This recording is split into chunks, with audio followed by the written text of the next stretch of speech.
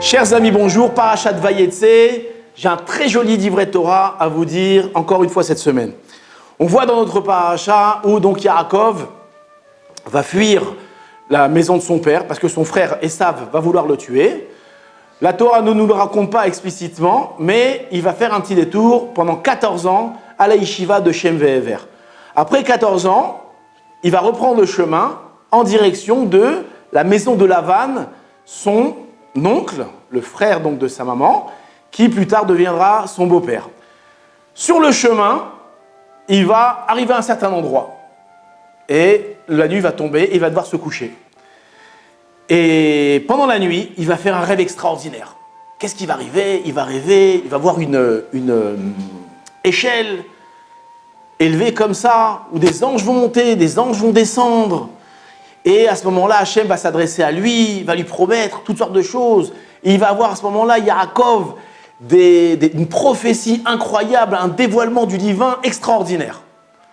Donc lorsqu'on lit cette paracha, on arrive à ce passage-là, on est épaté. Ah, quel dévoilement extraordinaire de prophétie qu'il a eu Yaakov à ce moment-là, magnifique.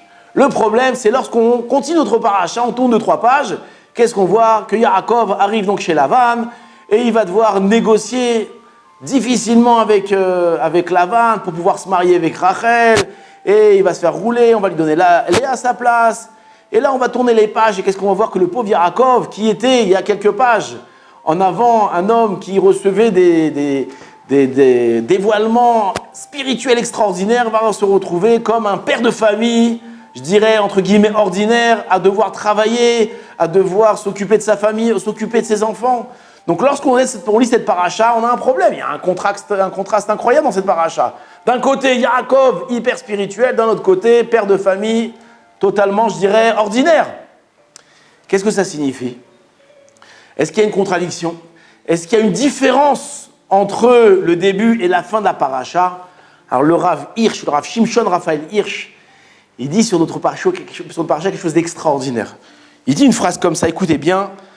Il y a marqué que lorsque Yaakov va se réveiller de son rêve, il va nommer l'endroit. Comment est-ce qu'il va nommer l'endroit? Il va l'appeler Bethel. C'est quoi Bethel? La maison de Dieu. Et écoutez la phrase qui nous dit le Rav Hirsch, je l'ai ici en français. Cet endroit où l'homme apporte le fruit de son travail et de son étude, à savoir sa maison. C'est elle qui représente la sphère de son développement et de son épanouissement. C'est l'endroit le plus propice à la révélation divine. Jolie phrase, qu'est-ce que ça veut dire? Dit qu'en réalité, l'endroit où l'homme va réellement s'épanouir, l'endroit où l'homme va vraiment grandir, c'est quoi? C'est dans sa maison à lui. Pourquoi? Parce que de faire le tzaddik à l'extérieur, d'accord, quand je vais au travail, je souris à tout le monde, je me comporte bien, ça c'est facile. D'accord, les gens ils disent « Ah bravo, il est tzaddik », mais en réalité, au fond de lui, c'est un homme coléreux, c'est un homme qui a plein de mauvais traits de caractère, aval, comme il ne veut pas perdre la face vis-à-vis des autres. Alors il se comporte bien.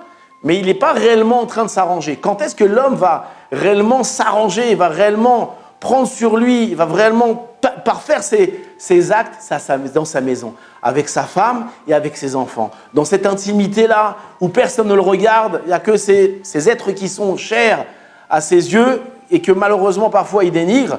S'il arrive à se comporter bien avec ses enfants et avec sa femme, là réellement il va grandir. Et il va devenir un mensch, comme on dit, un homme qui sait, un homme dans le plus beau terme, dans le plus beau sens du terme.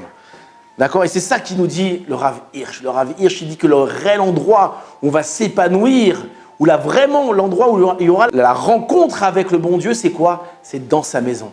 C'est dans nos maisons qu'on doit rechercher Hachem. C'est dans nos maisons qu'on doit rechercher justement ce développement du divin. Chazak ou Baruch, Shabbat Shalom.